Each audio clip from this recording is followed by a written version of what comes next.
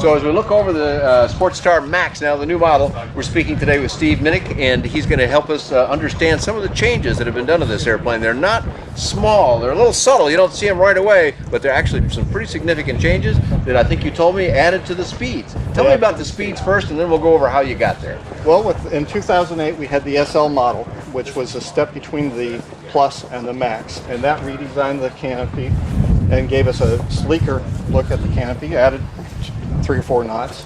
It also gave us the Canadian rollover, or the composite rollover strength. The roll bar kind of thing. Roll bar capable, okay. To meet the Canadian rollover standards, and also just a safety and a standardization and production level.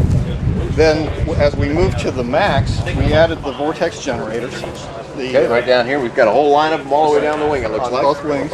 That's significant to us because previously the airframe's always been capable of the additional weight, but we would be just outside the clean stall limits of the light sport. I see. So adding the vortex generators helped you get down to the stall numbers so that you could actually bump the weight a little bit. Right. It actually drops a full 1320 loaded under the Plus would stall at 46 knots, just 1 knot above the light sport limit.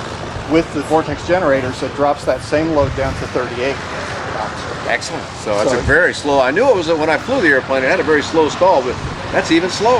Right. I'm also noticing some nice changes up here. Before you had a portion of this, the canopy flips forward, of course, and this portion kind of came up, and in my humble opinion, it interfered a little bit with the ability to get in here.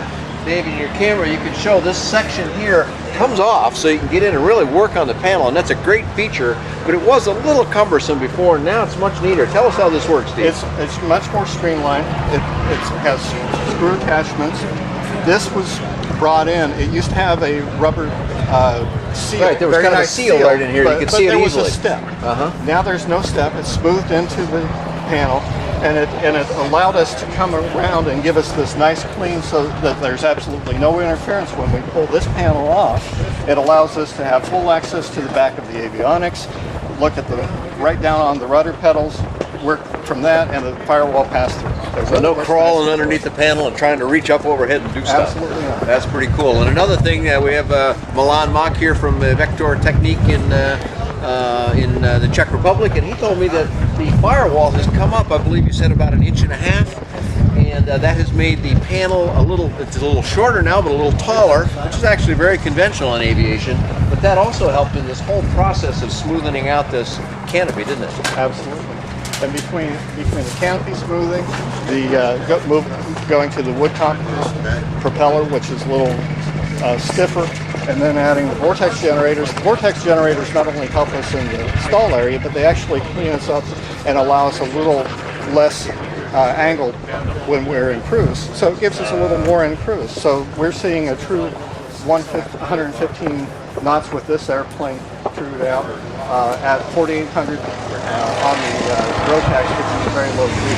115 knots at 4,800 on a Rotax. For those of you that are flying on Continentals or Lycoming, that number sounds high. In the Rotax world, that's a very low cruise number.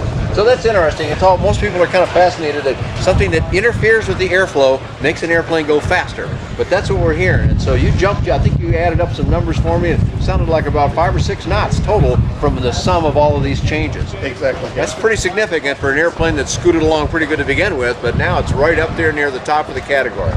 And you almost have to, it's hard to capture the angles on this, but from my perspective right here, this is a very smooth execution. It used to be a little abrupt at the end of the canopy, and now it is just smooth as silk back there. Exactly. With the composite structure that we were able to put in, and we added to the turtle deck, it's a non-structural area, but it dresses it up significantly. It allows us to have this nice flow back in through there.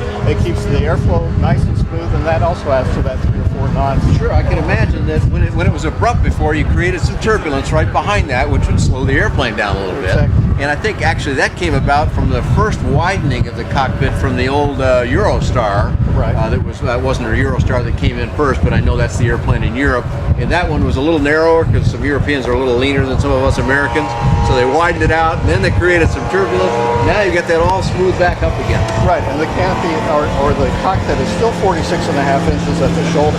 So you and I are very comfortable. It's wider than the 172 as an example, which seems to be the industry standard. Yeah, it's kind of everybody's been in a 172 at one time or another, it seems. So here we've got about almost 8 inches wider than a 172, and you weren't implying I'm one of those big Americans, were you? I'm No, just kidding. I'm just kidding.